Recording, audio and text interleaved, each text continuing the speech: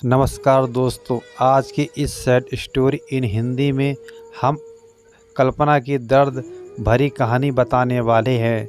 कभी कभी अपनों के लिए अच्छा सोचना कब बुरा बन जाता है हमें पता भी नहीं चलता। कल्पना के साथ भी कुछ ऐसा ही हुआ। तो आइए अब जानते हैं कि क्या है कल्पना की दर्द भरी कहानी। दोस्तों आइए इस कहानी को गौर से ज़रा ध्यानपूर्वक सुनते हैं।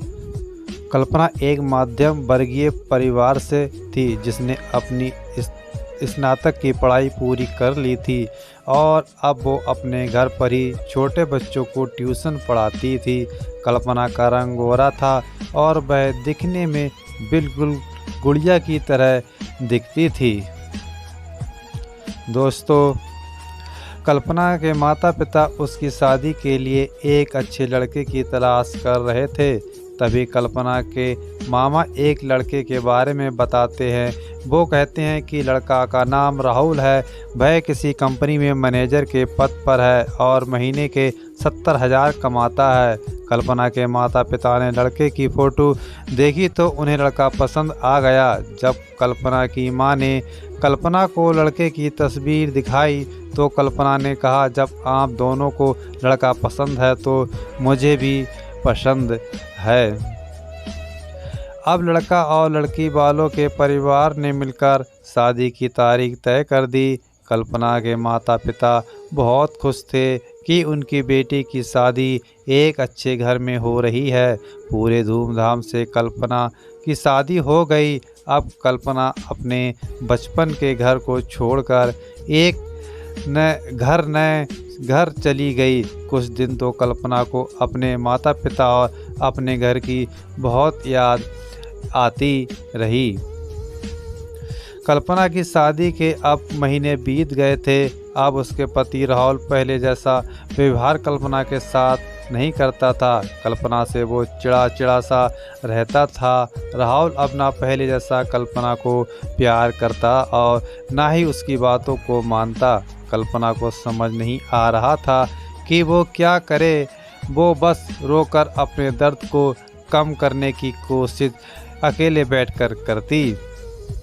एक दिन कल्पना को पता चला कि राहुल सिगरेट पीने के बहाने छत पे जाता और किसी लड़की से बातें करता है। जब कल्पना ने राहुल से पूछा कि आप रोज़ाना छत पे जाकर किससे बात करते हैं, तो इस पे राहुल ने जवाब दिया कि वो मेरे ऑफिस का फ्रेंड है, बस उसी से बातें करता हूँ और तुम अपने काम से मतलब रखो, ज़्यादा सीआईडी बनने की ज़रूरत तुमको नहीं है।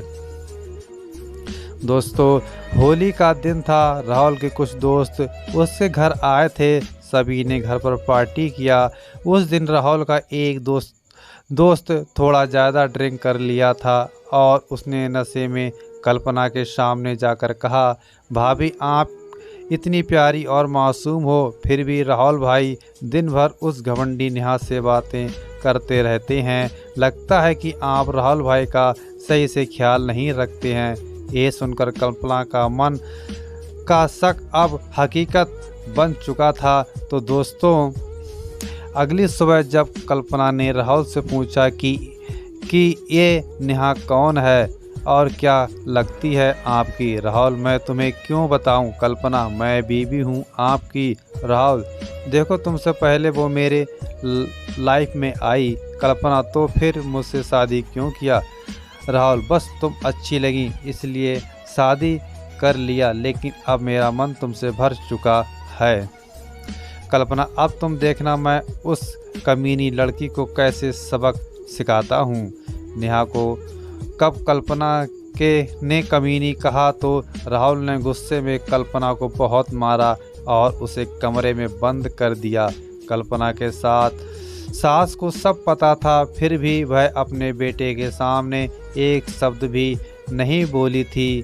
शाम को जब राहुल आया तब उसने रूम का दरवाज़ा खोला। उस दिन कल्पना की तबीयत खराब हो गई, फिर भी उसी हालत में उसने खाना बनाया। कल्पना ये सारी बातें अपनी माँ को बताना चाहती थी, लेकिन चाहकर भी वह नहीं बता पा रही थी, क्योंकि वह जानती थी कि अगर उसके माता पिता को ये सब पता चलेगा तो वह परेशान हो जाएंगे। हाँ फिर दोस्तों, राहुल अब कल्पना के साथ नौकरानी जैसा व्यवहार करने लगा। छोटी छोटी बातों पे उसे मारता। कल्पना अब धीरे धीरे डिप्रेशन का शिकार होने लगी। उसके दिमाग में गलत गलत ख्याल आने लगे। अब ना वो समय पे खाना खाती और ना ही किसी से बात करती। आखिरकार एक दिन कल्पना ने रूम में फांसी लगाकर आत्महत्या कर ली। कल्पना ने आत्महत्या का कारण किसी को नहीं बताया, लेकिन उसकी सास को पता था कि कल्पना ने आत्महत्या क्यों किया। दूसरी तरफ कल्पना के माता पिता का रो रो कर बुरा हाल हो गया। कल्पना की मां ने पुलिस को आत्महत्या का कारण उसके ससुराल वालों को बताया। पुलिस राहुल और उसके माता पिता को ले गए, लेकिन पैसों के दम पर कुछ ही दिनों में राहुल और उसके माता पिता जेल से छूटकर वापस आ गए। जीवन में अक्सर अच्छा दिखने वाला इंसान अच्छा नहीं होता। उसके अंदर कहीं ना कहीं बुराई छुपी होती है और वही बुराई किसी की ज़िंदगी को बर्बाद कर देती है। कुछ ऐसा ही कल्पना के साथ भी हुआ था दोस्तों।